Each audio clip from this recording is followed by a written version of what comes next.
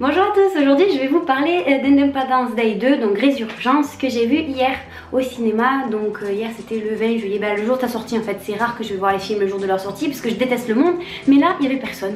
Enfin il y avait personne, on était dans une toute petite salle, une petite ciné, donc c'était très agréable, on était 10 dans la salle, c'était génial. Bref, c'est pas de ça dont je suis venue parler, mais c'était pour expliquer le contexte.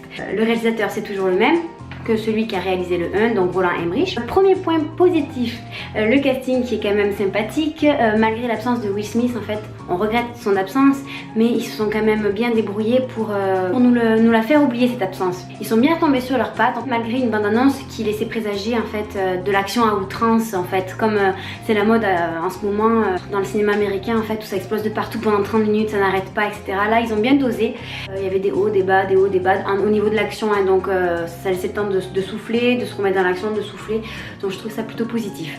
Point 2.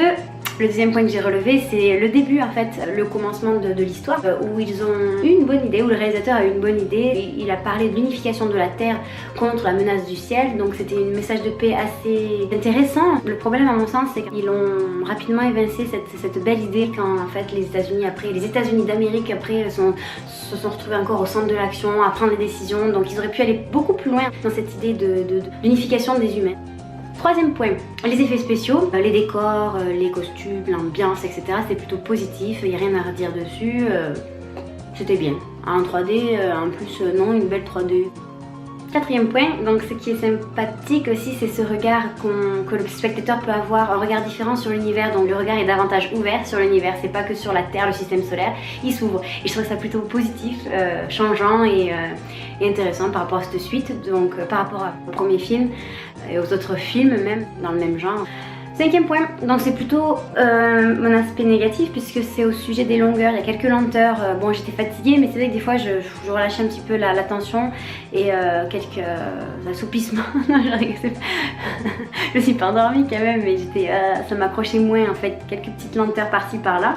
Le sixième point, c'est un rapport avec les dialogues qui sont parfois un peu superflus, enfin ils sont posés là un petit peu, les dialogues surtout les tirades d'encouragement, les messages d'espoir. Tout le long du film, on sent que le réalisateur essaie de retrouver un petit peu les messages d'espoir du 1, la force, etc., la puissance.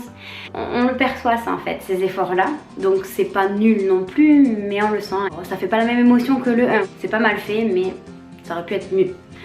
Septième point, donc c'est par rapport à cette sensation de déjà-vu, logique, mais bon voilà, il y a une espèce de redite comme je l'ai dit par rapport au dialogue, mais aussi une nouveauté par rapport aux monstres, aux extraterrestres, donc il y a quelque chose, il y a des petits points nouveaux comme ça qui sont sympas et bien trouvés, et puis qui amènent quelque chose en plus par rapport au huitième point.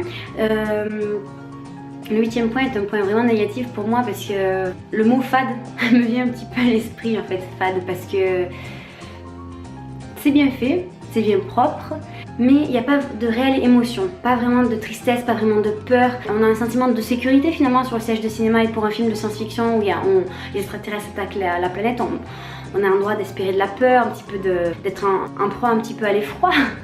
Être sur son siège, dire mince, qu'est-ce qui va se passer tout le long, là on sait que ça va bien se finir, que tout va rentrer dans l'ordre, il n'y a pas cette sensation de peur, le suspense est amoindri à ce niveau-là et c'est dommage en fait. Voilà, c'est un petit peu fade, un peu sans saveur, c'est pas nul mais ça explose pas. En conclusion, c'est une suite bien propre, bien emballée, c'est une bonne suite on va dire. Ça aurait pu être pire parce que souvent les suites c'est quitte ou double. Donc là franchement c'est pas mal. Ça ne vaut pas le 1 bien évidemment, mais ça se défend. Donc personnellement j'ai passé un bon moment au cinéma. C'était agréable à regarder, tout ça.